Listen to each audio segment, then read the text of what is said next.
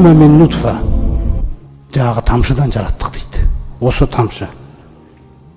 Осы тамшы жаралады.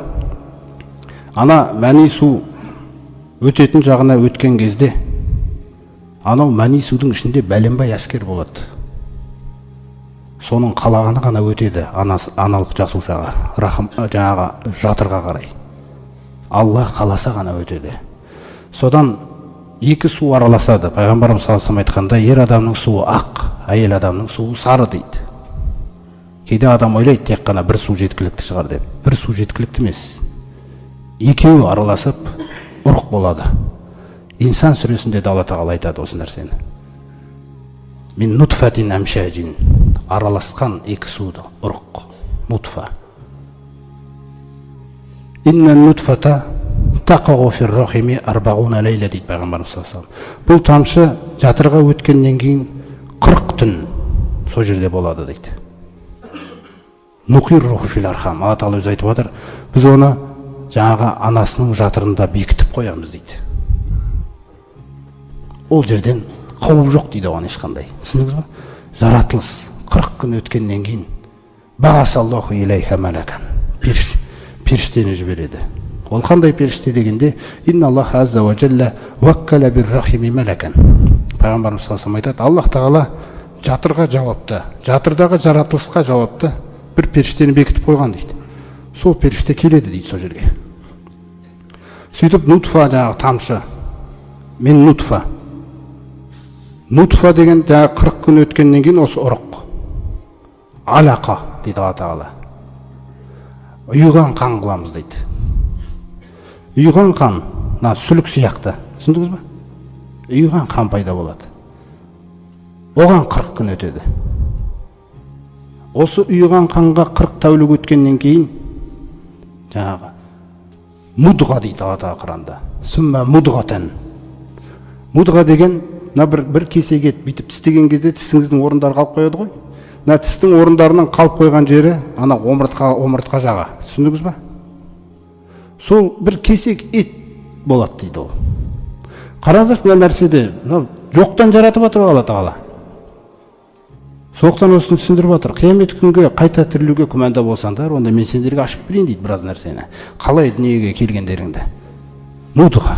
Жаңағы мудғаның уақыты келген кезде, жаңағы періште Алла тағаладан бұйрық алып сол жерде фасауараха, бейнесін жасайды дейді сол жерде. Алла тағала айтып тұрады, ол бейнесін жасайды. Ва халақа самғаха, сол жерде есту мүшесін жаратады дейді. Қараңыз, машина заводтар жай нәрсе болып қалады оның қасында. Анау завод. Оны ана да білмейді, оны әке де білмейді. Екеуі бір жерде ойнап күліп жүр болды. Анау жаратылыс жасалып жатыр, Алланың құдіреті. Ана періште фахалақа самғаха, еститін мүшесін жасады. Ва басараха, көретін мүшесін жасады. Ва жилдаха, терісін. Қараңыз қандай нәрсені айтып отыр Пайғамбарымыз саллаллаху алейхи вассалам. Ва лахмаха, етін.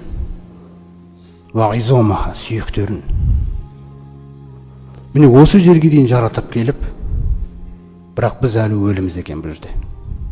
Біз өліміз. Бұл тек қана жаратылыс болды. Енді Аллах тағала ары қарай осы кесек еттің бейнесіндегі болып отқан нәрсе ғой, түсіндіңіз ба? Жаңағы кішкентай кесек еттің бойында осы нәрсе болып отыр. Шашың қандай болады, көзің қандай болады, бойың, мұрның, түсің түгел ананың ішіне салынған. Өзгермейді болды. Ешкім өзгерте алмайды оны. Осы жерге дейін жаратады.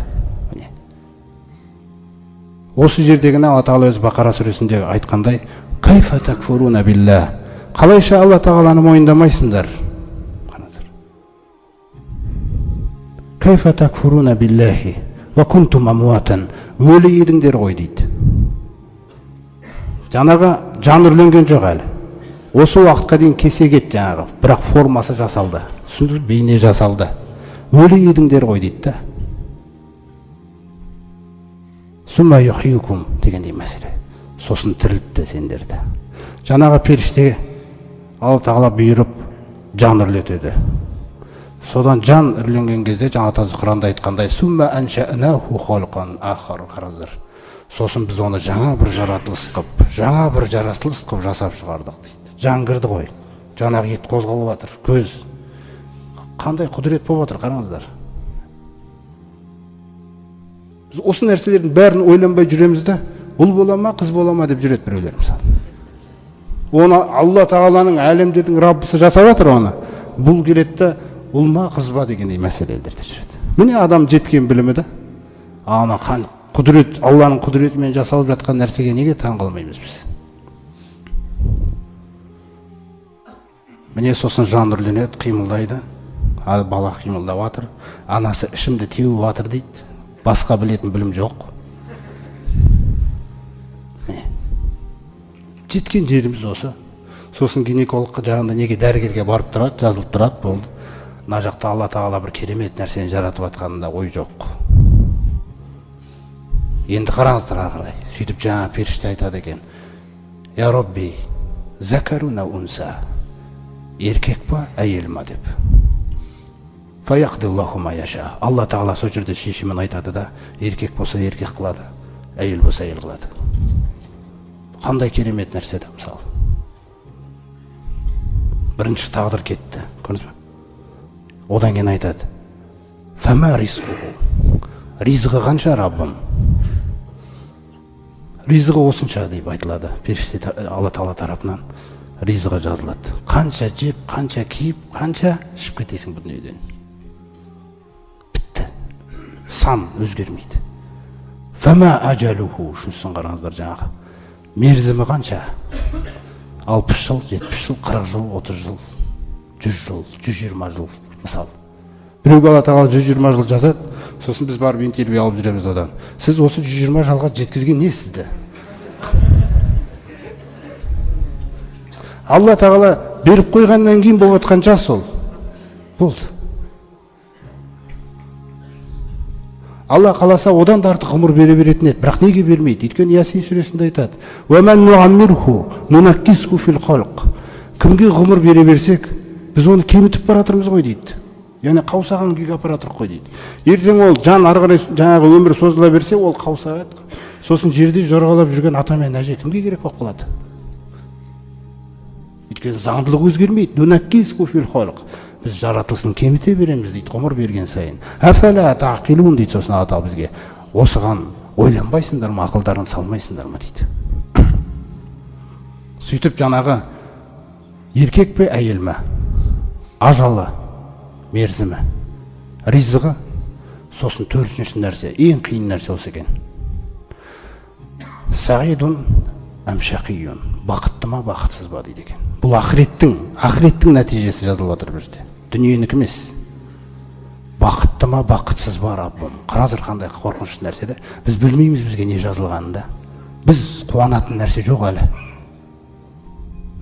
Сондықтан күлкімен жылауды айтып жатқан себебі сол. Ана күлкілерің босқа кетіп қалмасын. Мүмкін жылау керек шығарсыңдар. Аллаға ең жақын адам пайғамбарымыз салсам жылап жүрген болса, қараңыздар. Сол жерде жазылып кеткен екен. Бақытты немесе бақытсыз деп. Сумма яхруджул малаку бис-сахифати фи ядихи. Қараңыздар. Сосын ол періште бұл істі жаратылысты аяқталып бір кітаппен шығады дейді. Жатырдағы жұмыс аяқталды. Қолында тұрады ол дейді. Фала язиду алама умира ва ла янқус. Жаңағы жазылған нәрсеге еш нәрсе қосылмайды да, еш нәрсе кемітілмейді де. Тағдыр белгіленген. Бітті. Енді сіз жоғалтатын нәрсе жоқ. Түгел ризығың жазып тастаған. Мерзімің жазылып қойған. Біз жоғалтатын нәрсе тек ақырет екен да.